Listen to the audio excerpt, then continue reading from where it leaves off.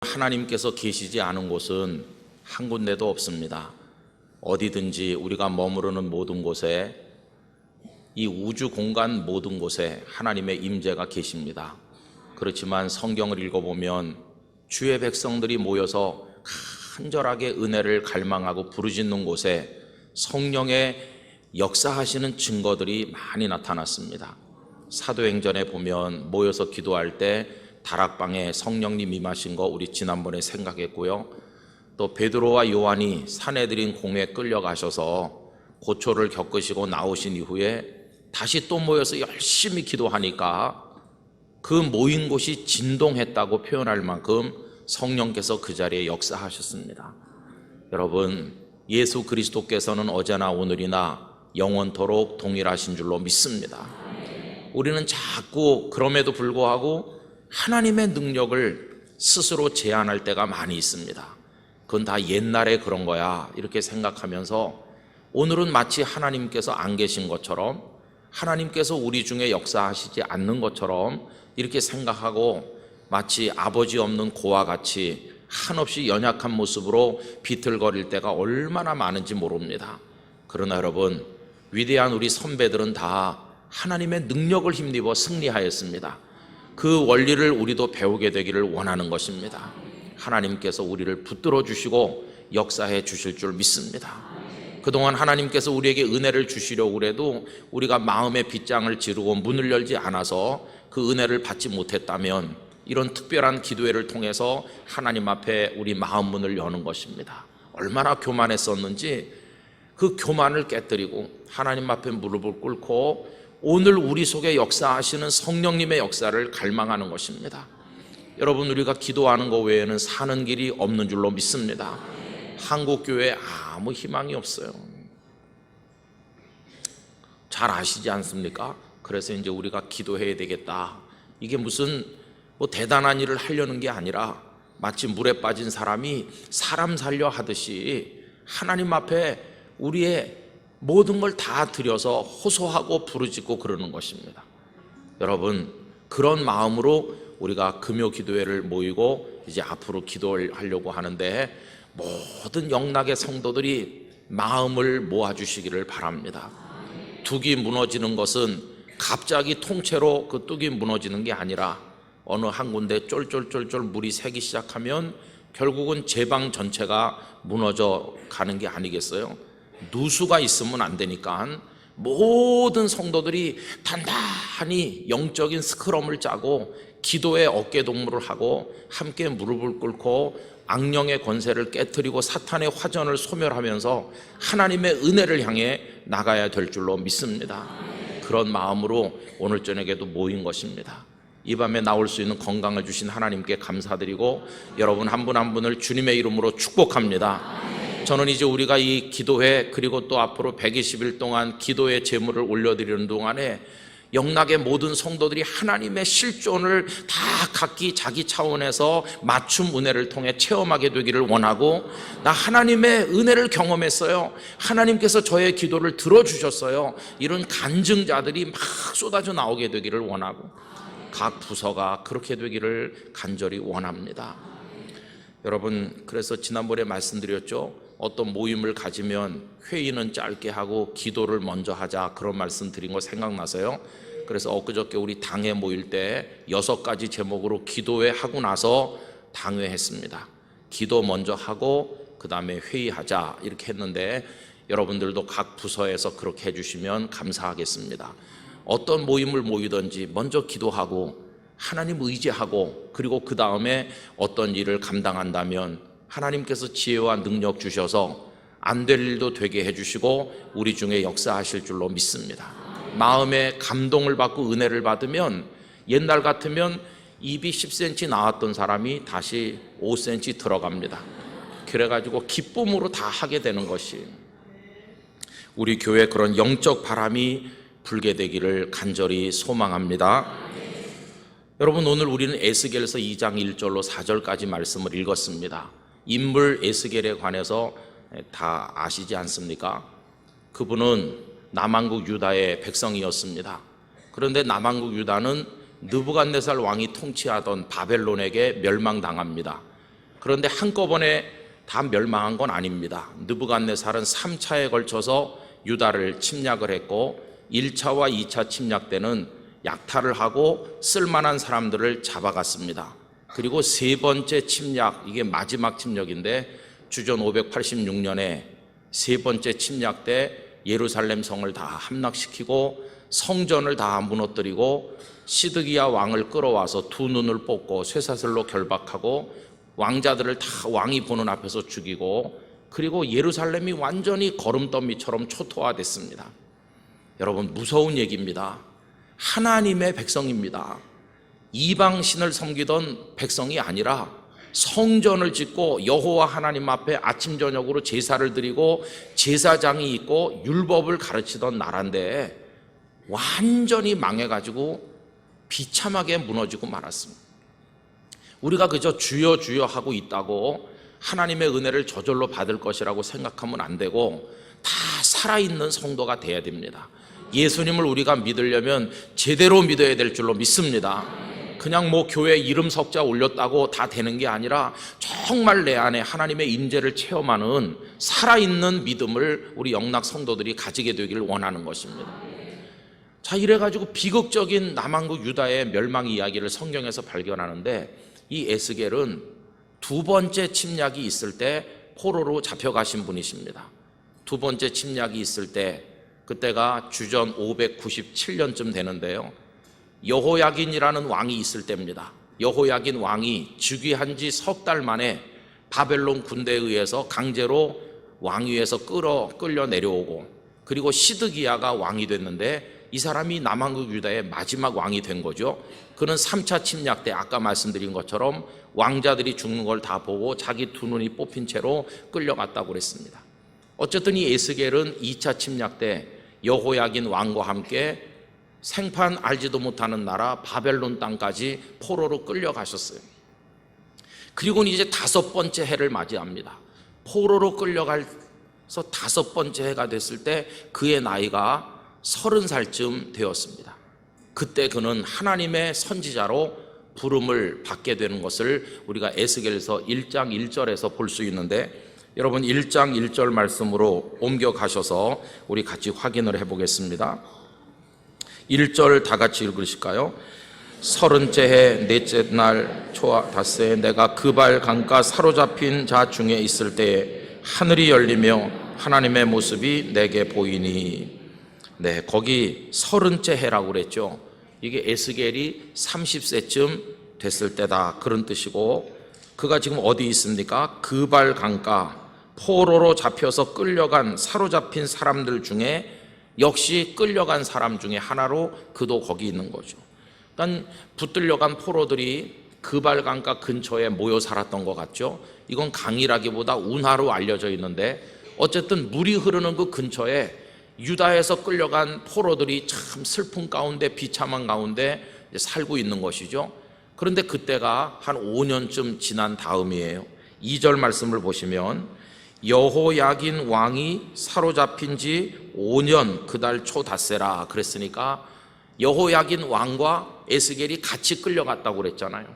그러니까 아마 에스겔 선지자께서 한 25살 청년일 때, 막 혈기가 넘치던 젊은이일 때 나라가 망하는 모습을 지켜보던 가운데 끌려간 겁니다. 그리고 이제 5년 지나서 30살쯤 되는데 그때 하나님의 종으로 선지자로 이제 부르심을 받게 되었어요. 여러분, 그리고는 이제 평생 하나님의 말씀을 받아서 전달하는 역할을 감당합니다. 여러분, 그 선지자의 삶이 어떠했겠습니까? 하나님의 말씀을 받아서 전달하는 선지자의 삶은 형편이 좋을 때도 쉬운 건 아닙니다. 왜냐하면 하나님의 말씀이라는 것이 듣는 사람들의 귀를 언제나 즐겁게 해주는 말씀은 아니지 않습니까? 하나님께서 전하라는 말씀이 청중이 듣고 다 박수칠 좋은 이야기만 하는 것 같으면 선지자 노릇 누가 못하겠어요? 그런데 하나님이 전달하라고 주시는 말씀은 그 내용이 책망인 경우가 많고 저주인 경우도 있어요. 그런 이야기를 가서 누가 전하고 싶겠습니까? 그래서 예레미야 선지자께서도 보면 나 다시는 선지자 노릇 하기 싫다, 이제는 나 하나님의 말씀 전하지 않겠어, 이렇게 했던 이야기가 나오지 않습니까? 왜요? 가서 전해봤댔자 사람들이 환영하는 게 아니라 그를 못살게 굴고 린치를 강하고 가두고 그러니까 욕을 얻어먹고 누가 선지자 하고 싶겠어요? 선지자의 삶이라고 하는 것은 형편이 좋을 때도 어려운 거죠. 여러분, 나단 선지자가 다윗 시대 때 활동했는데 나단 선지자의 사역은 어땠을까요? 다윗이 믿음 생활 잘하고 성전을 짓겠다고 그러면서 하나님 앞에 헌신할 때는 나단 선지자도 막 신이 났을 것 같아요. 왕이 훌륭하게 잘하니까요. 그러나 그 다윗이 삐끗하더니 우리야 장군의 아내 밧세바를 끌어들여서 간음을 하고 그리고는 장군을 적들의 칼에 맞아 죽게 만들고 이런 악행을 저지르니까 그 다음에 하나님께서 전하라는 말씀이 뭐였습니까? 다윗을 무섭게 책망하는 거죠. 그런 책망의 말씀을 가슴에 품고 왕궁을 찾아가는 나단 선지자의 발걸음이 얼마나 무거웠겠어요. 오늘은 왕궁에 가기 싫다, 왕과 만나고 싶지 않다, 어떻게 내가 이런 심한 말을 할 수 있나. 그러나 선지자의 사명은 하나님 말씀 받은 대로 전하는 거니까 어쩔 수 없이 가는 거죠. 다윗 시대 때는 형편이 좋을 때입니다. 나라가 부강하고 모든 게 풍족했을 좋을 때도 선지자로 사는 건 힘든 일이잖아요. 그런데 지금은 나라가 부강하고 형편이 좋을 때가 아니지 않습니까? 에스겔은 지금 나라가 거의 다 망해가는 때 끌려가서 포로 신세로 지금 지내고 있고, 저 고국 땅 예루살렘은 얼마나 더 명맥을 유지할 건지 알 수가 없는, 선지자로 부름받고 6년 지나니까 아까 말씀드린 것처럼 3차 침략을 당해서 시드기야 왕이 눈이 뽑히고 나라가 망하는 그런 일이 벌어진 거거든요. 그러니까 아직은 그래도 예루살렘에 유다라는 나라가 그저 한 가닥 숲만 남아있는 이제 그런 상태죠. 그러니 선지자로 산다는 게 얼마나 힘들었겠어요. 여러분, 저는 이 대목을 읽어보면 참 눈물이 나려고 그래요. 에스겔은 포로로 끌려가서 그 고단한 사명을 하는 거고, 지금 예루살렘에는 누가 선지자로 계시냐 하면 예레미야가 선지자 노릇 하는 거예요. 한 분은 예루살렘, 거의 망해가는 예루살렘 길거리에서, 한 분은 이미 붙들려 끌려가서 거기서 이 두 분의 선지자가 하나님의 말씀을 받는 거예요. 그래서 예레미야는 남아있는 백성들, 시드기야 왕과 방백들, 아직 예루살렘에 남아있는 그들에게 말씀을 전했고, 에스겔 선지자는 포로로 끌려가 있는 그들에게 그발강가를 중심으로 말씀을 전하는 거죠. 얼마나 힘들면 예레미야 선지자가 울고 또 우니까 그에게 별명이 뭐가 있습니까? 눈물의 선지자라고 하잖아요. 그 심정이 에스겔이라고 뭐가 달랐겠어요? 참 어려운 거죠. 어려운 중에 믿음을 지키고 어려운 중에 사명을 감당하고 살았던 우리 선배들이십니다. 근데 그게 그냥 한 번 하는 게 아니고 한 1년쯤 하다가 그만둬도 좋은 게 아니라 주께서 그만하라고 하실 때까지 계속 하는 거예요. 그래서 학자들은 에스겔이 최소한 22년 이상을 선지자로 살았을 것이다, 이렇게 추정을 하고 있어요. 여러분, 1년 한 달도 어려운데 22년을 하나님의 말씀 받았다고 듣지도 않는 사람들 앞에 가서 소귀에 경을 읽듯이 얘기하면서 욕설을 무릅쓰고 바보 취급 당해야 되고, 그 누가 하고 싶겠어요? 그런데 그분들은 그 사명을 감당한 거죠. 여러분, 거기 비하면 오늘같이 편안한 대한민국 사회에 마음껏 모여 기도하고 예배드릴 수 있는 이런 곳에서 우리가 예수님의 복음을 전하는 일을 안 하고 있다고 하는 건 우리 너무너무 게으르다는 것을 알 수 있어요. 그렇죠? 저는 우리도 이런 선배들의 모범을 따라 주께서 우리에게 주신 사명을 꾸준히 감당하는데, 언제까지? 우리 생애가 다할 때까지 감당하게 되기를 원하는 것입니다. 우리 믿음을 끝까지 지키고 주신 사명 끝까지 완수하고 하나님의 나라와 복음을 위해 사는데, 끝까지 하나님께서 됐어, 이제 여기까지야 하실 때까지 여러분 달려가시게 되기를 기원합니다. 그렇게 해야 되는 것이죠. 그런데 여기 문제가 있는 거예요. 도대체 무슨 힘으로 그걸 감당하냐 이겁니다. 쓰러져 있는데 어떻게 내가 일어서서 그 사명 감당할까? 여러분, 이게 문제죠. 다시 오늘 본문 2장으로 와보시기 바랍니다. 2장 1절, 하나님께서 에스겔에게 주신 사명이 뭡니까? 다시 한번 다 같이 읽겠습니다. 그가 내게 이르시되, 인자야 네 발로 일어서라, 내가 네게 말하리라 하시며. 어떻게 하라고 그랬습니까? 일어서라는 거예요. 여러분이 아마드라고 하는 히브리어 동사는 여러 가지로 쓰이는데 기도한다는 뜻도 있고요, 그 속에 예를 들면 창세기 18장에 소돔과 고모라 성을 멸망하러 가는 하나님의 사자 앞에 아브라함이 일어섰다, 그게 곧 기도를 하잖아요. 소돔성의 의인 50명, 45명 이렇게 쭉 나오잖아요.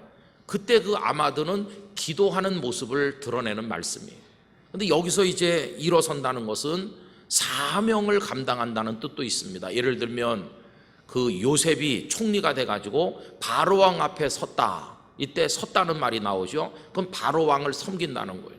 그 다음에 다윗이 골리앗을 쓰러뜨리고 젊은 장군이 돼가지고 사울왕 앞에 섰다, 이렇게 할 때 그것도 군대 장군으로서 왕 앞에서 사명을 감당하는 거죠.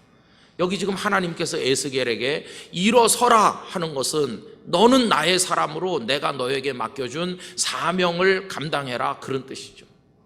여러분, 일어서라고 하는 에스겔을 향한 하나님의 말씀은 오늘 우리를 향한 말씀인 줄로 믿습니다. 네 발로 일어서라는 거예요.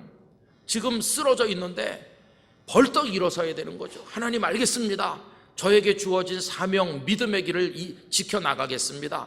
벌떡 일어나야 되는데 문제가 뭘까요? 힘이 하나도 없는 겁니다.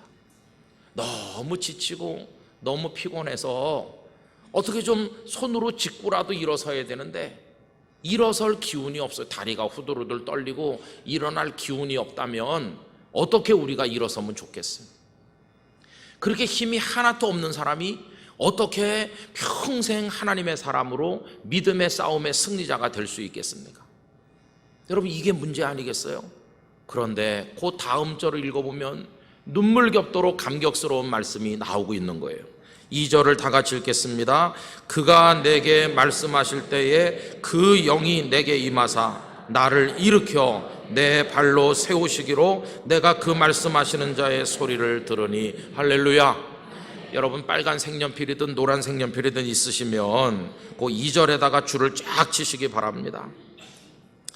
저는 그래서 하나님을 너무너무 좋아합니다. 하나님께서는요, 우리들에게 일어서라 말씀만 하시는 분이 아니시고요, 우리가 일어설 영적인 힘이 없다는 걸 다 알고 계셔요. 그래서 그냥 일어서라는데도 이렇게 말씀만 하고 꾸지람 하시는 게 아니라 일어날 힘이 없는 걸 아시기 때문에 일으켜 세워주시더라는 거예요. 그게 2절이에요. 그가 내게 말씀하실 때에 그 영이, 하나님의 영이, 성령께서 임하셔서 에스겔을 일으켜 내 발로 세우셨다. 에스겔에게 힘 주셔서 이렇게 안아서 일으켜 주시는 것이에요. 여러분, 우리를 일으켜 세우시는 하나님의 영의 역사가 이 밤에 우리에게 임하게 되기를 원합니다. 김 목사 일어서라. 하나님 저 힘없어요. 내가 일으켜 줄게. 하나님께서 이렇게 일으켜 세워주시는 거예요. 여러분, 그 하나님의 역사가 있기 때문에 긴 세월 쓰러졌다가 또 일어나고 또 일어나 또 일어나서 사명을 감당할 수 있었다는 것이에요. 여러분, 똑같은 말씀이 3장에 나오고 있어요. 3장 24절 말씀입니다. 3장 24절 말씀 다 같이 읽겠습니다. 주의 영이 내게 임하사 나를 일으켜 내 발로 세우시고 내게 말씀하여 이르시되 너는 가서 네 집에 들어가서 문을 닫으라. 아멘. 거기도 똑같죠. 주님의 영이 에스겔에게 임하셔서 일으켜서 그 발로 설 수 있도록 세워주셨다는 거예요. 우리 영락교회 성도님들 중에도 삶이 지쳐서 쓰러지고 마음이 지쳐 쓰러지고 그리고 여러분의 영혼의 힘이 다 빠져서 기도를 못하고 예배 생활을 못하고 지칠 대로 지친 분들이 많이 계신 줄로 압니다. 여러분, 그럴 때 성령께서 내게 오셔서 일어나라니까. 너 이렇게 하고 있으면 안 되는데 일어나. 주님 저 힘이 없어요. 내가 일으켜 줄게. 격려도 해주시고 힘도 주시고 성령의 은사들을 주시고 다시 벌떡 일어서게 해주시고 내가 지금까지 왜 이렇게 살지? 다시 하나님 앞에 재출발하겠다.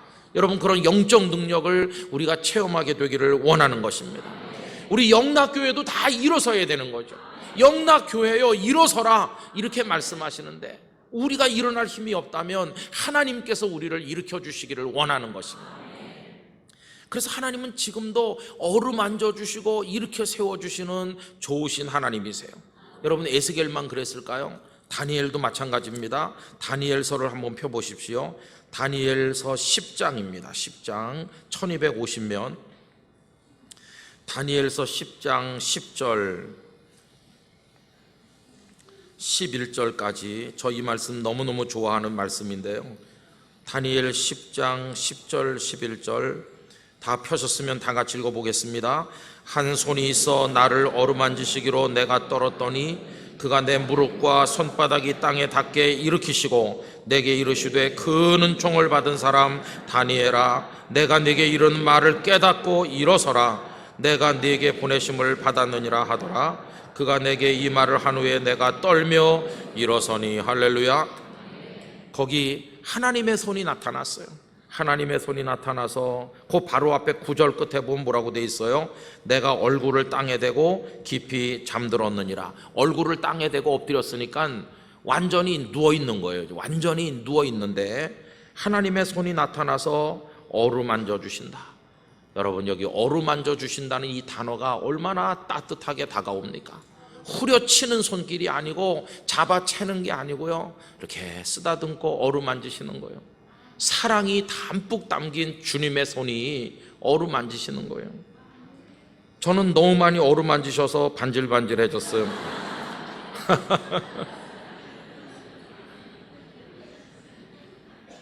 하나님이 어루만져 주셨어요.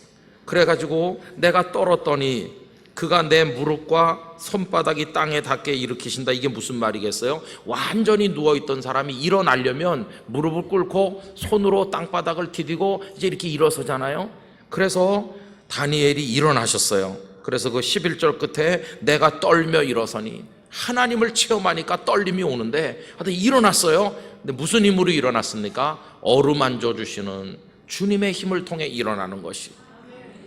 그러면서 11절 이런 데는 줄을 쳐놔야 되겠죠. 내게 이르시되 뭐라고 표현하십니까? 그 은총을 받은 사람 다니엘아, 내가 내게 이르는 말을 깨닫고 일어서라.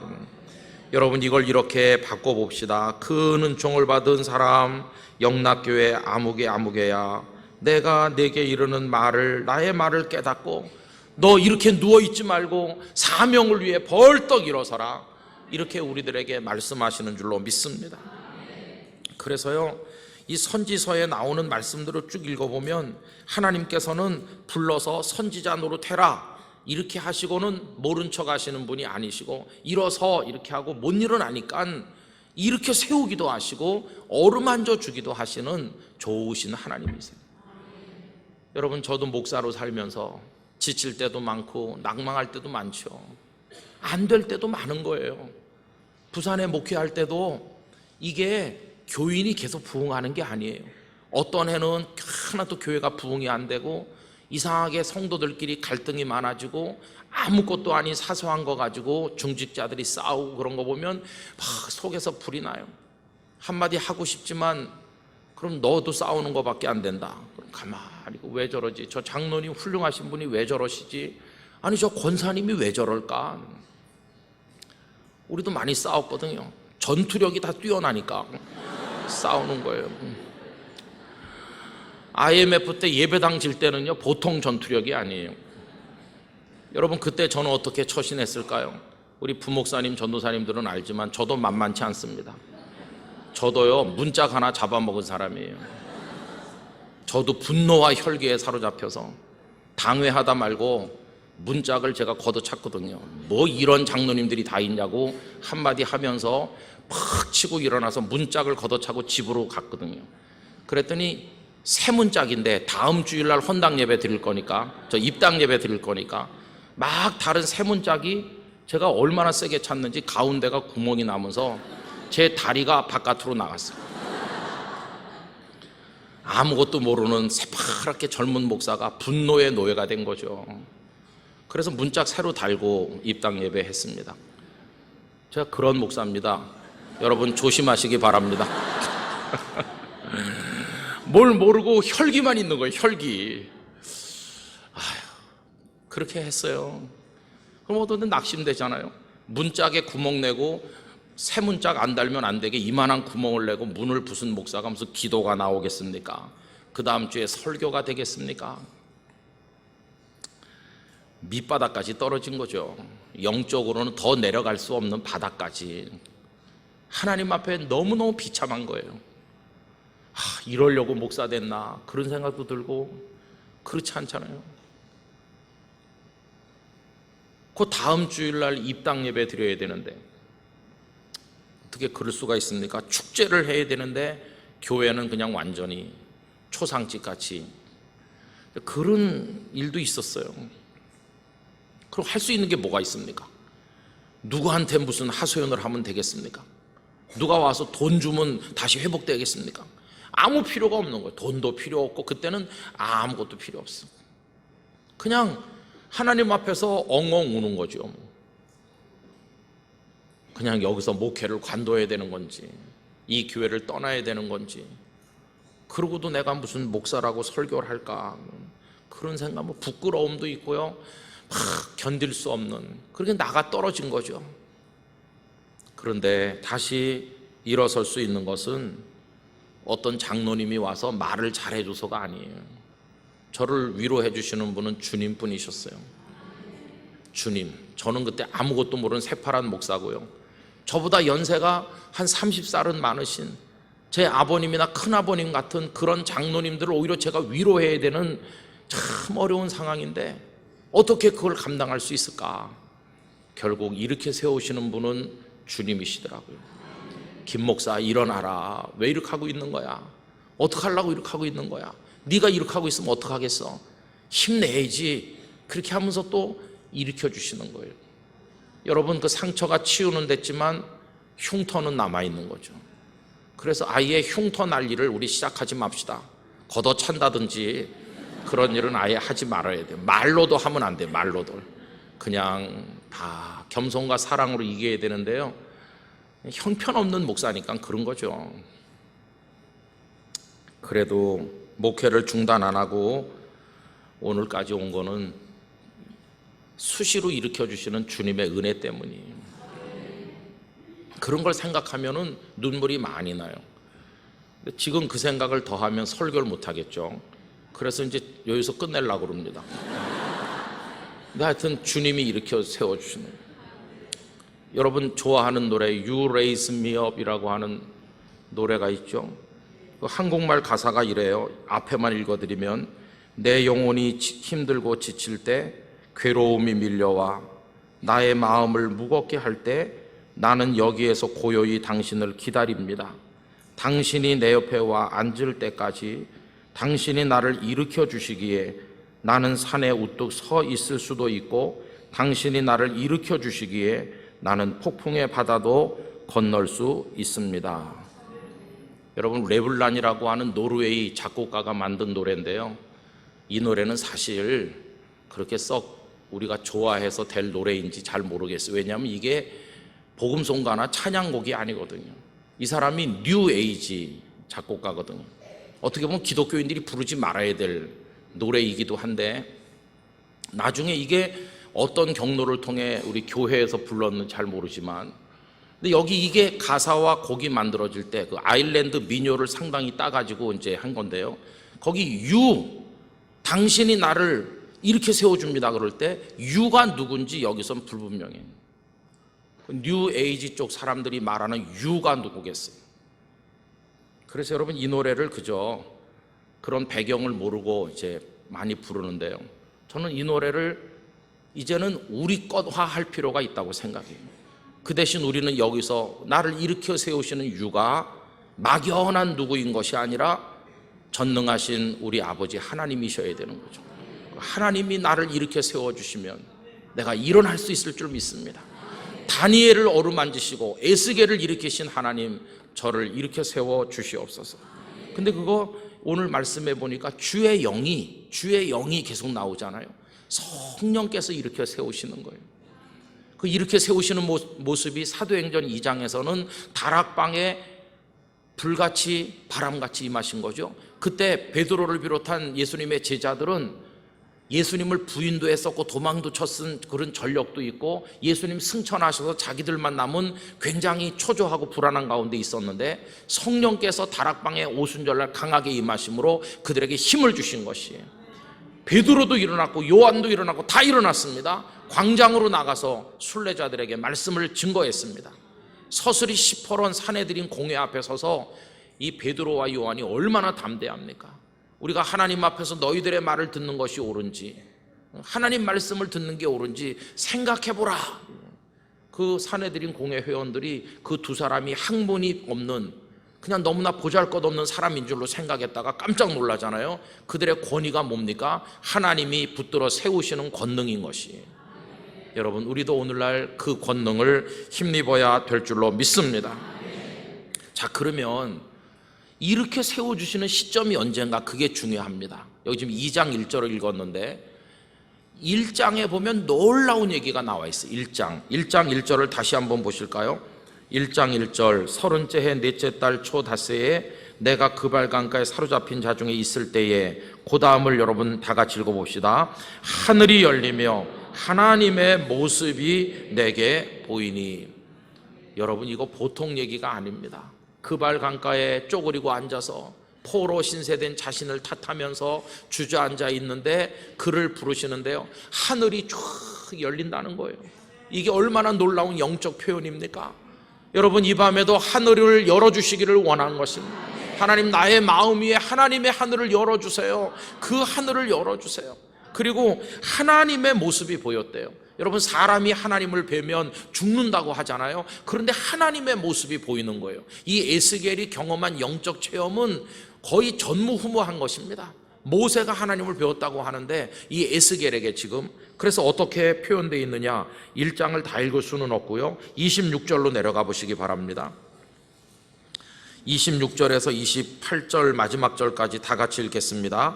그 머리 위에 있는 궁창 위에 보좌의 형상이 있는데 그 모양이 남보석 같고 그 보좌의 형상 위에 한 형상이 있어 사람의 모양 같더라. 내가 보니 그 허리 위의 모양은 단쇠 같아서 그 속과 주위가 불 같고, 내가 보니 그 허리 아래의 모양도 불 같아서 사방으로 광채가 나며, 그 사방 광채의 모양은 비 오는 날 구름에 있는 무지개 같으니 이는 여호와의 영광의 형상의 모양이라. 내가 보고 엎드려 말씀하시는 이의 음성을 들으니라. 아멘.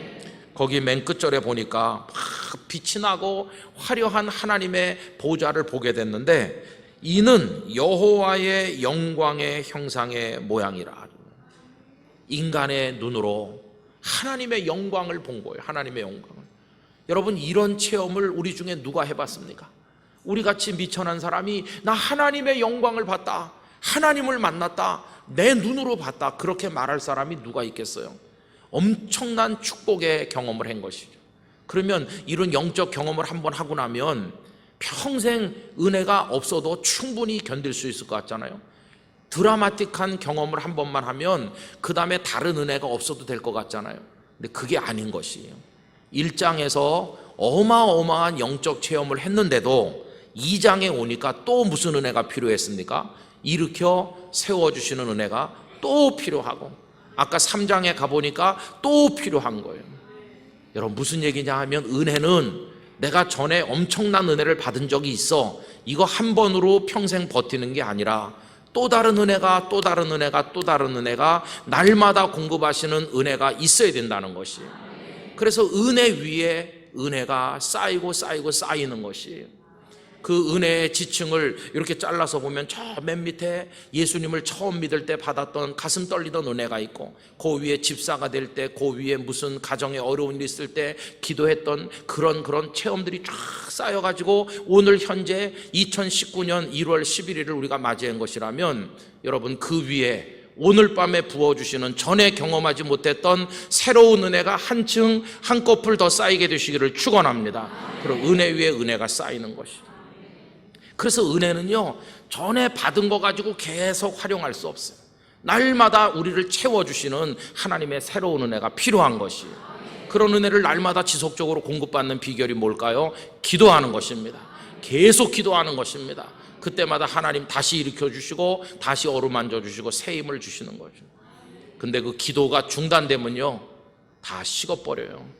마치 냄비에 끓었던 음식이 다 식듯이 계속 끓여야 되는 것처럼, 그래서 우리 영락교회 기도가 이제는 이벤트처럼 한 번 하는 기도가 아니라 체질이 돼서 평생 기도하게 되기를 원하는 것입니다. 주님 오시는 그날까지 기도하는 교회가 되기를 원합니다. 그게 제가 바라는 간절한 소원인 것이에요. 그럼 각자에게 하나님께서 필요한 은혜를 주실 것입니다. 각자에게 필요한 대로 어루만지실 것이고 일으켜 주실 것이고 우리로 하여금 또 일어나고 또 일어나서 마지막 순간까지 달려가도록 도와주실 줄로 믿습니다. 그래서 이번 주일부터 여러분들에게 이런 걸 나눠드리려고 그래요. 2019 기도 대각성 운동 영적 에너지를 충전하라. 이런 게 잘 보이시죠? 여기 있는 이 배터리는 로켓 건전지가 아니라 하나님의 성령의 에너지를 충전하는 것입니다. 12만 볼트, 12만 시간을 하나님 앞에 드리자. 그래가지고 여기 작정해갖고요, 여기다 다 몇 월 며칠 나는 본당에서 기도했다, 집에서 기도했다 표시를 다 할 수 있게 되어 있고요. 그 다음에 요걸 또 이제 마지막 주일에 나눠드릴 건데, 요거 이제 이렇게 쭉 찢어서 요거 한 장이 1볼트입니다. 요거 10장 내는 사람은 10시간 기도했다는 뜻이에요. 우리 전임 교역자 이상이 한 60명 되는데요, 우리 지난번 월화 수련회를 가서 이렇게 했습니다. 우리 전도사님, 목사님들은 몇 시간이나 기도할까요? 때. 그래서 제가 우리 240시간을 우린 기도하자. 우리 교역자들은 어떻게 240시간, 새벽 기도 120일 나오면 120시간 하고 그 외에 하루에 1시간을 더 기도하면 우리 교역자들이 240시간 하자. 그러면 우리가 한 60여 명 되니까 대략 계산해도 12,000시간 돼요. 12만 시간에 10분의 1은 우리 교역자들이 기도하자. 그리고 우리 교역자들이 성령의 충만함을 받자. 우리 교역자들이 새로워지자. 우리 교회 강단이 살아나도록 하자. 우리가 교역자들이 새로 나면 영락교회 각 교구며 각 모임들이 다 힘을 얻게 될 줄로 믿습니다. 그래서 여러분, 우리 권사님, 장로님, 집사님들, 김 목사가 써서 내라고 그럴 텐데 몇 시간을 써서 내지? 장로님은 몇 시간 썼어? 이렇게 하지 말고요, 내가 이거 기도하다 죽어도 좋아, 그런 각오를 가지고 하는 거예요. 무슨 말씀인지 아시겠죠? 그래서요, 그래도 내가 저 김권사보단 1시간 더 해야지. 좋습니다. 그럼 선한 경쟁력은 좋은 것이에요. 그래가지고 기도할 수 있는 아이들도 다 기도하고, 저는 이번 기회에 하나님께서 우리를 일으켜 세워주시는 체험을 모든 교인들이 하길 원합니다. 나 교회를 수십 년 다녀도 하나님이 계신가 긴가민가 했었어요. 그런데 나 이번에 정말 하나님의 실제를 체험했어요. 너무너무 기뻐요. 이제는 누가 내 목에 칼을 들이대도 나는 하나님의 사람으로 살 겁니다. 이런 체험들을 다 가지게 되길 원합니다. 여러분, 뜨겁게 기도하고 사모합시다. 저는 여러분들을 위해 뒤에서 기도하고 응원하도록 하겠습니다. 그래서 우리 영락교회 하나님의 축복의 통로가 되고 은혜의 통로가 되고 생명의 꼴을 온 세상에 전하는 그런 교회가 되기를 주님의 이름으로 기원합니다. 남한국 유다가 바벨론에게 멸망한 것은 잘 알고 계시죠? 그런데 바벨론의 느부갓네살 왕은 한 번 쳐들어와서 멸망시킨 게 아니고 모두 3차례에 걸쳐서 침략을 했습니다. 1차 침공은 BC 605년으로 알려져 있죠. 그때는 다니엘과 그의 친구들이 포로가 되었습니다. 그리고 몇 해 지나서 BC 597년에 2차 침공이 있었는데 여호야긴 왕과 이제 오늘 우리가 읽게 되는 이 에스겔 선지자가 이제 포로가 되었고, 또 그로부터 몇 년 지나서 BC 586년에 3차 침공이 있었을 때 그때는 예루살렘을 완전히 함락시키고 남한국 유다가 역사의 무대에서 사라지도록 이제 멸망했습니다. 그러니까 에스겔 선지자는 2차 포로로 끌려간 분이시죠. 그런데 여러분, 우리는 그를 선지자 보통 이렇게 부릅니다마는 본래 에스겔은 선지자라기보다는 제사장이었습니다. 여러분 1장으로 가보세요. 1장 1절 어떻게 시작이 됩니까? 30째 해 넷째 달 초닷새에 내가 그발강가 사로잡힌 자중에 있을 때, 이렇게 나오죠. 사로잡힌 자중에 있다는 것은 포로가 되었다, 그런 뜻입니다. 포로로 끌려간 사람들 중에 있는 거죠. 이 그발 강이라고 되어 있는데 사실은 강이라기보다는 운하였던 것으로 알려지고 있습니다. 그래서 강과 강 사이를 연결하기 위해서 인공으로 운하를 만들었는데 그 근처에 끌려온 포로들이 살았던 것으로 생각이 됩니다. 근데 30째 해라는 것은 무엇인지 조금 애매한데 대부분의 학자들은 에스겔의 나이일 것으로 생각합니다. 그러니까 에스겔이 30살 되던 해 이렇게 이해를 하면 되겠죠. 그때 그가 하나님의 선지자로 소명을 받는 겁니다. 그럼 그때가 연대기적으로는 언제냐 하면 BC 597년에 포로가 되었다고 우리가 얘기했는데 그로부터 4년이 지나서 BC 593년 그때가 그가 선지자가 된 해로 생각하고 있습니다. 그러니까 포로로 끌려갔을 때는 한 26살쯤 된 것이고 포로로 끌려가서 한 4년쯤 지난 다음에 그가 이제 30살쯤 되던 해 하나님의 부르심이 있었던 거죠. 1장 내내 보면 그가 하나님의 영광의 보좌를 체험하는 그런 내용이 1장 전체에 나와요. 그런데 에스겔이 자신을 어떤 신분으로 부르고 있나 여러분 거기 3절 보시기 바랍니다. 3절 갈대아 땅 그발 강가에서 여호와의 말씀이 부시의 아들 제사장 나 에스겔에게 이렇게 임하죠. 자신을 선지자라고 얘기하는 게 아니고 제사장이었다 이렇게 말하고 있어요. 제사장. 그리고 2절에 보면 사로잡힌 지 5년 이렇게 말하는 거는 아까 그 597년에 포로가 됐고 이제 만 4년이 지났으니까 아마 횟수로는 5년째가 되겠죠. 그때 그는 30살이 됐고 이제 소명을 받는데 이제 본래는 제사장이었어요. 제사장. 그럼 여러분 보통 구약 성경의 그 레위 사람이나 제사장들이 그 제사장의 임무, 레위인의 임무를 수행했던 나이가 언제나 똑같지는 않았던 것으로 보는데 보통 20살 아니면 30살 그때쯤 되면 한창 하나님의 성전에서 섬길 때죠.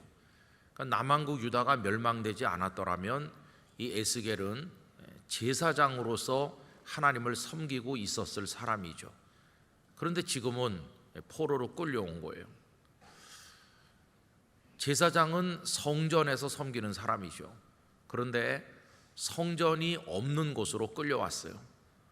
성전 없는 제사장, 마치 목사이긴 한데 설교할 강단이 없는 목사, 그거랑 비슷한 거죠. 그러니까 그가 성전이 없는 곳에 그발 강가에 포로 중에 한 사람으로 끌려와 있다는 것은 그의 존재를 부정당한 거나 마찬가지입니다. 존재할 가치가 없는 거죠. 자기는 제사장으로 하나님 앞에 살아가야 될 사람인데 성전이 없는 수천리 떨어진 곳으로 끌려왔으니 이제 나는 여기서 뭘 어떻게 해야 되는 것인가. 여러분 저는 오늘 이 말씀을 생각하면서 이런 걸 또 새롭게 깨닫게 됐어요.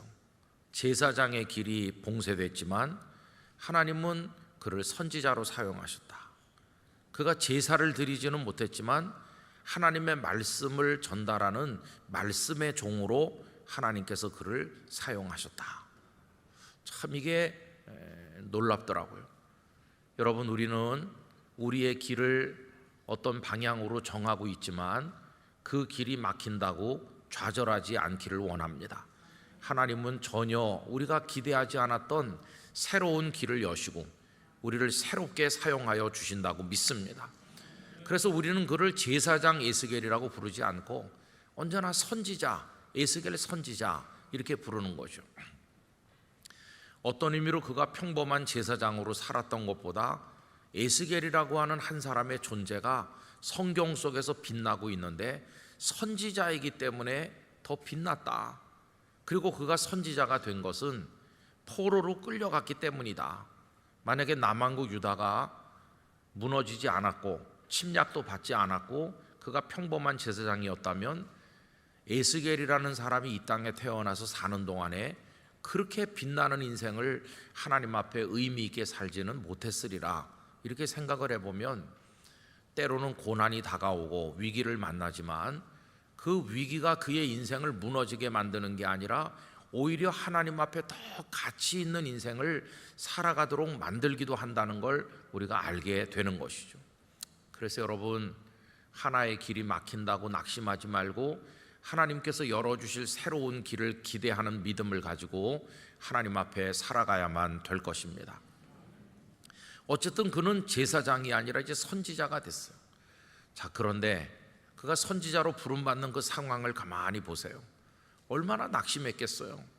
다시는 고국 땅에 돌아갈 희망이 없죠. 또 아까 597년에 끌려와서 햇수로 5년째 만 4년 지난 다음이라고 그랬는데 고국 땅에서 들려오는 소식은 희망적인 게 하나도 없어요. 그가 여호야긴 왕과 함께 끌려왔고, 그리고 이 느부갓네살은 여호야긴의 숙부를 왕으로 대신 세웠는데 그 사람이 남왕국 유다의 마지막 왕인 시드기야거든요. 그러니까 시드기야는 11년 만에 완전히 남왕국 유다가 멸망한 것입니다. 그러니까 포로로 끌려온 사람들의 일말의 희망이 있다면 뭘까요?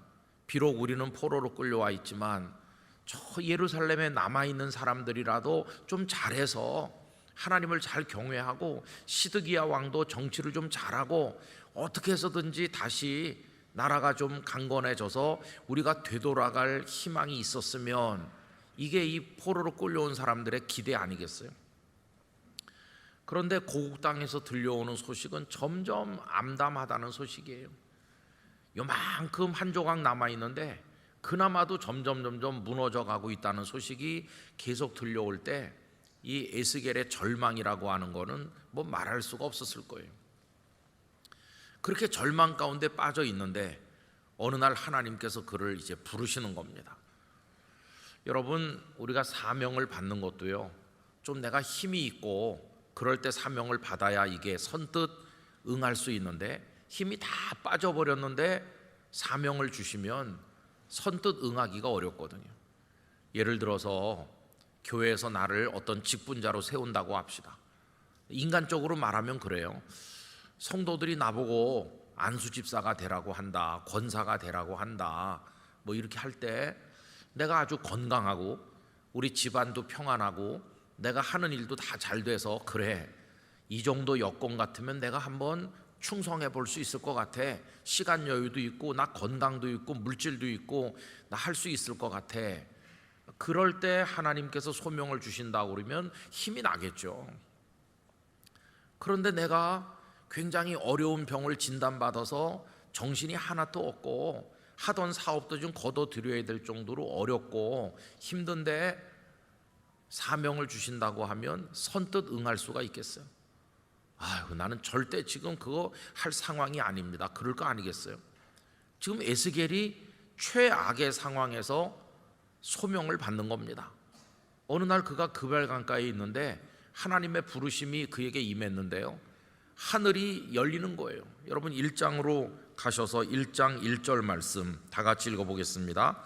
30째 해 넷째 달 초닷새에 내가 그발강가 사로잡힌 자 중에 있을 때 하늘이 열리며 하나님의 모습이 내게 보이니. 아멘.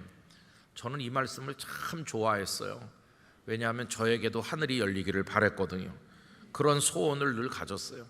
여러분 위에도 그런 소망이 있기를 바랍니다. 하늘이 열리고 하나님이 보인다는 거는 이건 굉장한 거죠. 근데 그가 날짜까지 기록했잖아요. 넷째 달 초닷새. 어떻게 이렇게 날짜까지 기록했을까? 여러분, 하늘이 열리고 하나님의 영광을 체험한 거라면 우리도 날짜를 기억하지 않겠어요? 그 정도 체험을 한다면 그거 몇 년 몇 월 며칠 몇 시쯤 우리도 기억하겠죠. 에스겔도 그 날짜를 기억한 거예요. 하늘이 열리면서 하나님의 영광이 이제 그에게 나타났는데, 자, 하나님의 영광을 체험한 결과가 어떤가? 여러분 28절 맨 끝으로 가보세요. 그 사방 광채의 모양은 비 오는 날 구름에 있는 무지개 같으니 이는 여호와의 영광의 형상의 모양이라. 그 다음에 뭐라고 되어 있나요? 내가 보고 엎드려 말씀하시는 이의 음성을 들으니라. 왜 엎드렸을까요?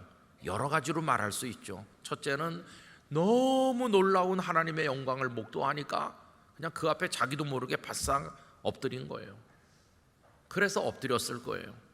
또 하나는 그 하나님의 영광을 목도하면 힘이 쭉 빠지는 거예요. 여러분, 하나님의 영광을 체험했을 때 힘이 나기도 하지만 반대로 힘이 쭉 빠지기도 해요. 그 얘기는 다니엘서에 많이 나옵니다. 다니엘이 하나님의 계시를 받는데 힘이 없어서 쓰러져 있을 때 하나님이 일으켜 세우시는 장면이 나오거든요. 하나님을 어떤 절대적 상황에서 체험을 하면은 인간의 무능함과 추함 때문에 격려를 받기도 하지만 그 앞에서 좌절감도 경험하는 거죠. 그래서 지금 여기 에스겔이 어떤 모습을 가졌습니까? 엎드렸다는 말을 다른 말로 바꾸면 쓰러져, 이렇게 말할 수도 있어요. 지금 하나님 앞에 그냥 널브러지듯이 쓰러진 거예요. 그 영광 앞에 압도당했고 인간적인 힘은 어디로 가는지 다 사라져가지고 주저앉다시피 그냥 바싹 엎드린 거예요. 자, 그런데 이제 2장으로 이어지는 거죠. 우리가 장이 나눠져 있다 보니까 1장까지만 읽고 며칠 있다가 2장을 읽으니까 이게 잘 연결이 안 돼요. 근데 요거 바로 이어서 읽으면 그 상황이 딱 이해가 돼요. 좀 엎드렸잖아요. 이제 2장 1절 오늘 본문으로 왔어요. 그렇게 힘이 다 빠져가지고 널브러지다시피 바싹 엎드려서 쓰러져 있는 상황인데 하나님의 음성이 들리는 거예요. 그가 내게 이르시되 인자야, 뭐라고 하시죠? 내 발로 일어서라는 거예요. 여러분, 이 하나님의 명령은 좀 너무 잔인하게 보이기도 해요. 왜냐하면 지금 힘이 다 빠졌거든요. 힘이 다 빠져가지고 그 앞에 철썩 엎드러진 거예요. 고개를 들 힘도 없어요. 완전히 탈진된 것처럼 그 앞에 이마를 땅에 붙이고 좀 그렇게 쓰러져 있는 상태예요. 그런데 하나님의 말씀은 네 발로 일어서라는 거예요. 네 발로. 아니, 기운이 하나도 없는데, 탈진 상태 비슷한데 어떻게 일어납니까? 무슨 힘으로 일어나요? 그런데 하나님은 네 발로 일어서라고 하시는 거예요. 일어서라. 여러분, 저는 이게 하나님의 우리를 향한 말씀이기도 한 줄로 믿습니다. 하나님께서는 우리 보고도 일어나라고 하시는 줄 믿습니다. 한국 교회도 일어나라고 말씀하시고 대한민국도 일어나라고 말씀하신다고 믿습니다. 우리 개인에게는 말할 것도 없고 일어나라. 일어나는데 너의 발로 내 두 발에 힘을 꽉 주고 일어나 봐라, 이렇게 말씀하는 거죠. 근데 여러분, 이게 좀 잔인하기도 하다고 말씀드린 이유는 일어날 수 있으면 좋죠. 벌떡 일어나서 펄펄 뛸 수 있으면 좋은데 힘이 쫙 빠졌는데 어떻게 일어나요? 하나님, 내 형편 몰라도 너무 모르시는구나. 나 지금 손가락도 까딱할 수 없는데 어떻게 일어나라고. 하나님, 내 형편을 모르시나? 이렇게 생각될 만큼 이 하나님의 명령이 조금 너무 심해 보이기도 한다는 거예요. 여러분, 저도 이제 목회를 오늘까지 하면서 참 많은 이런 경험들을 했어요. 근데 정말 실수도 많이 하고 웃기는 일도 많이 했어요, 제가요. 처음에 이제 자그마한 교회 부임해가지고 아무리 해도 새 신자가 어쩌면 그렇게 한 명도 안 오는지, 부산 시민들이 미리 짰는지, 그 교회는 가지 말자 이랬는지 한 3년 동안 새 신자라고 진짜 오질 않았어요. 매년 말에 가서 52주 평균 출석 통계를 내보면 그 이전과 똑같고 그 다음에 1년 지나도 그 전년도와 똑같고, 어쩌면 그렇게 일부러 그렇게 하기도 어려울 텐데 줄지도 않았고 늘지도 않아서 똑같아요. 그렇게 한 3년 하니까 힘이 쫙 빠지더라고요. 힘이 빠져가지고 저도 1장 28절처럼 됐어요. 엎드러져가지고 아무 힘이 없는 거예요. 여러분, 그래도 제가 신학교 다닐 때 점수를 괜찮게 받은 목사입니다. 졸업할 때 제가 앞에 나가기도 하고 그랬거든요. 명색이 또 한경직 장학생에다가 저는 가서 그렇게 한 목회가 잘 되는 줄 알았어요. 근데 어쩌면 이렇게 안 될 수가 있나? 그래서 완전히 여기 1장 28절까지 8절처럼 널브러져 있는 거죠. 힘이 다 빠지고 그런 상태로 있었어요. 그런데 하나님은 일어나라고 하는 거예요. 일어날 힘이 없는데 일어나라고. 어떻게 일어납니까? 이제 그러다가 또 어떤 때는요, 좀 교회가 되는 것 같아요. 갑자기 이 시간에 다 말할 수는 없지만은 갑자기 이제 새신자들이 오기도 하고, 그 교회가 한 350명 정도, 한 400여 명 가까이 모일 때 갑자기 교회 전도가 많이 됐어요.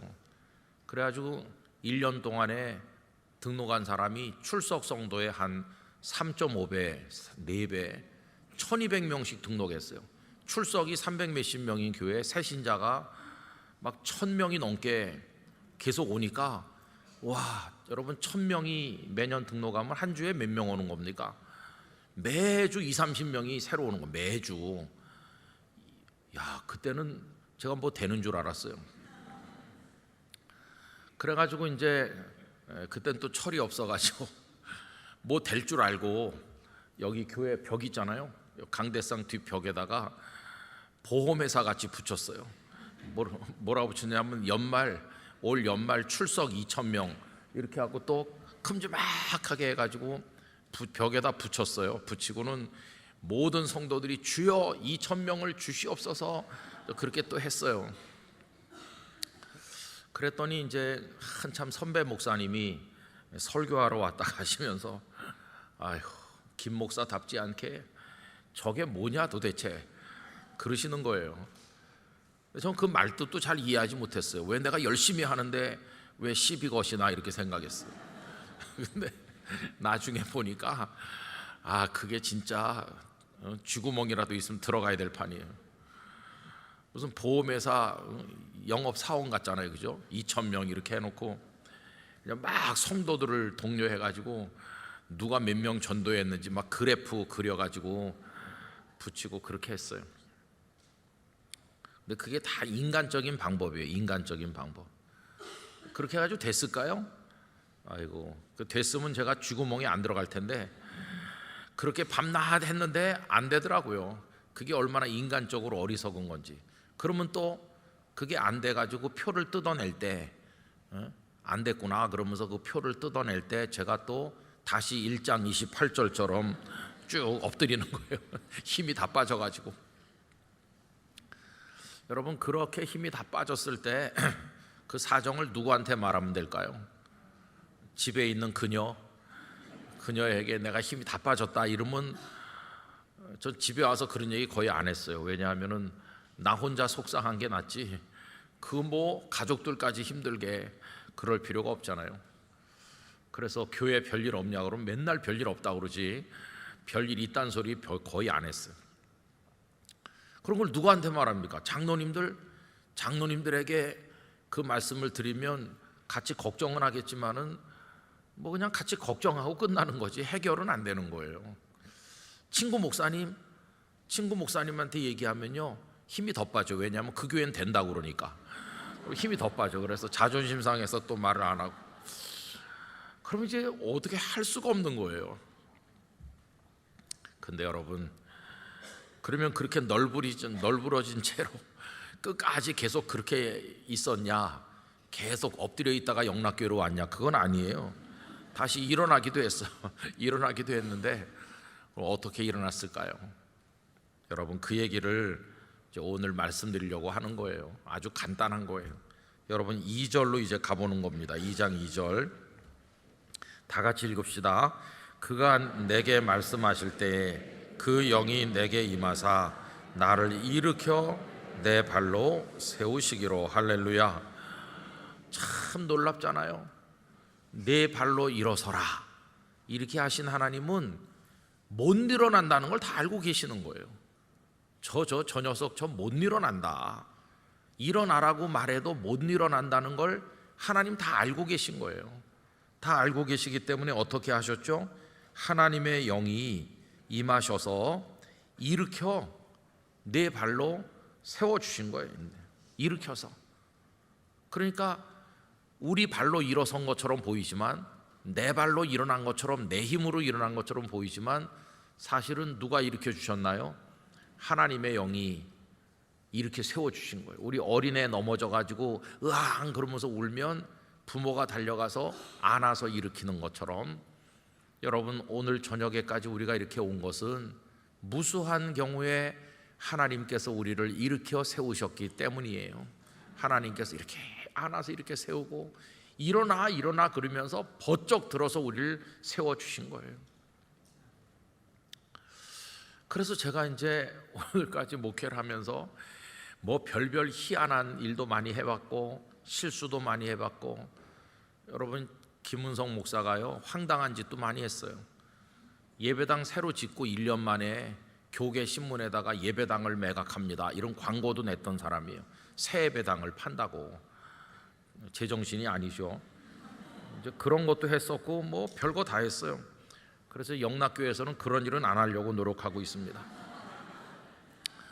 근데 하여튼 그럴 때마다 엎드러지는 거예요. 엎드러지고 또 엎드러지고 또 엎드러지고, 예배당 짓다가 희망 없는 상태에 몰리기도 하고, 진짜 IMF에 그때 진짜 희망이 없더라고요. 빚이 수십억이고 시공회사는 부도나서 없어졌고 성도들은 막 멱살 잡고 싸우지, 돈은 한 푼도 없지. 그런 막다른 골목에도 달하기도 하고 뭐 참 그런 거 많이 겪었어요. 그럴 때마다 그냥 엎드러지는 거예요. 못 일어나겠더라고요. 어떻게 일어나나 이걸.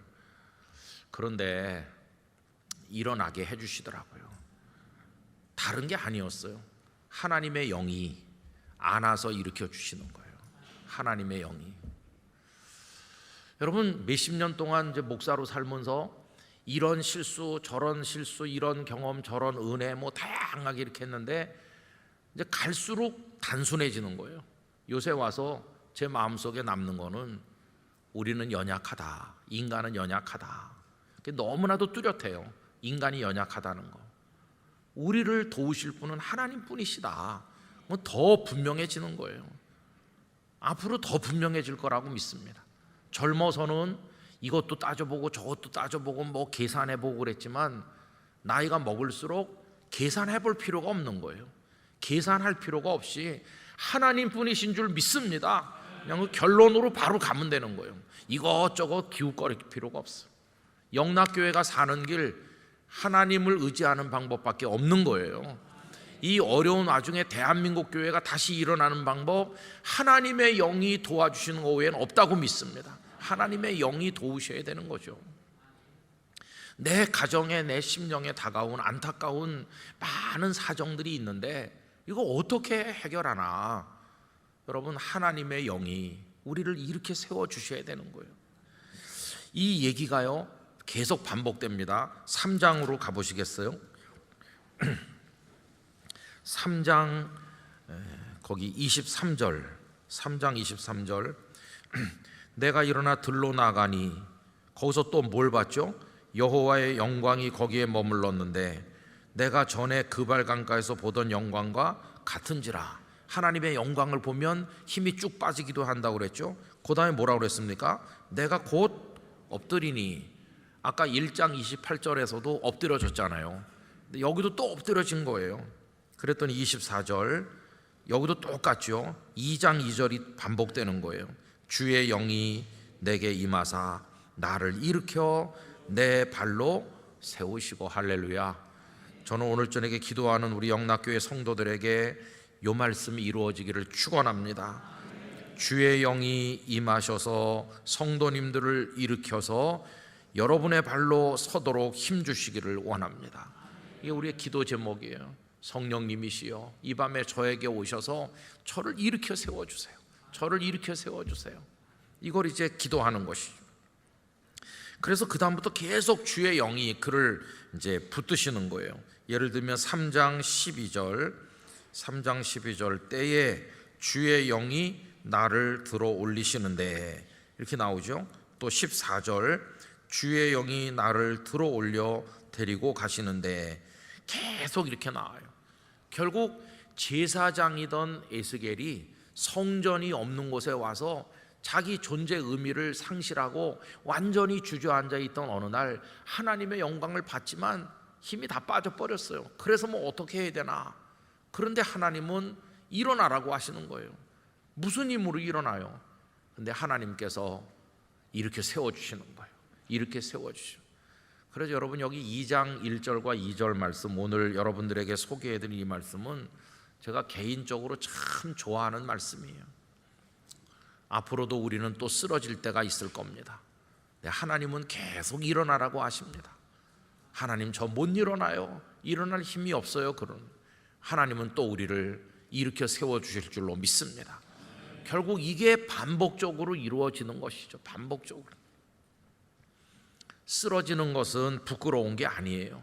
왜냐하면 우리 다 연약하니까. 나는 안 쓰러져요, 그런 사람이 오히려 더 문제지. 우린 다 쓰러져요. 그러나 주님의 영이 우리를 일으켜 세우실 줄 믿는 믿음이 있으면 되는 것이에요. 여러분 이 밤에 우리 통일을 위해서도 기도하고 자유인들을 위해서도 기도하고 영락교회를 위해서도 기도하고 여러 가지로 어려움을 겪고 있는 한국교회를 위해서도 기도하고 우리 자신을 위해서도 기도할 텐데 요 2장 2절의 말씀 붙들고 기도하시기 바랍니다. 주의 영이 우리 각자에게 임하시기를 축원합니다. 우리를 안아서 일으켜 주시기를 원합니다. 그래서 여러분들의 발에 힘이 들어가고 여러분들의 발로 일어서시게 되기를 기원하는 것입니다. 그런 마음의 확신을 가지고 간절한 마음으로 우리 기도하기를 원합니다. 제사장으로서는 좌절됐지만 그가 주의 영이 이렇게 세우시니까 선지자로서 빛나는 인생을 산 것처럼 여러 가지 어려움이 있지만 하나님의 성령께서 이 밤에 역사하신다면, 앞으로 우리 생애 속에 역사하신다면 우리는 일어서게 될 줄로 믿습니다. 사명을 감당하게 될 줄로 믿습니다. 성령의 충만한 마음이 되시기를 축원합니다. 다 같이 머리 숙여서 기도하겠습니다. 우리 다 두 손 들고 사모하는 마음으로, 하나님 제가 쓰러져 있어요. 엎드렸는데 일어날 힘이 없어요. 저 개인도 가정도 우리 교회들도 이 땅의 하나님의 백성들도 대한민국도 참 어려운 중에 있습니다. 그러나 하나님의 영이시여 이 밤에 오셔서 우리를 일으켜 주실 줄 믿습니다. 기도에 힘을 주시기를 원합니다. 하나님의 영에 의지하게 도와주시길 원합니다. 주여 저희를 일으켜 세워 주시옵소서. 다 같이 주님 3번 부르고 기도합시다. 주여 주여 주여. 거룩하신 아버지 하나님, 이 밤에 저희 가운데 임하여 오시기를 원합니다. 쓰러져 있는 저희들, 일어설 힘이 없는 저희들, 다리에 힘이 다 빠졌습니다. 네 발로 일어서라 말씀하시지만 하나님 저희들이 일어날 기운이 없어요. 쓰러져 있어요. 힘이 없어요. 아버지 하나님이여 우리 가운데 오셔서 저희들을 일으켜 세워 주시기를 원합니다. 주여 저희를 일으켜 세워 주시기를 원합니다. 주여 저희를 일으켜 세워 주시기를 원합니다. 주의 영이시여 저희들을 일으켜 세워 주시기를 원합니다. 그래서 제사장의 직분을 감당할 수는 없었지만 선지자로서 하나님의 역사를 이루었던 에스겔처럼 하나님 저희들을 일으켜 세워 주시기를 원합니다. 이 밤에 하나님의 성령이시여 강력하게 우리 중에 오셔서 역사하여 주시기를 원합니다. 주여 저희에게 힘을 주시옵소서. 주여 함께하여 주시옵소서. 할렐루야.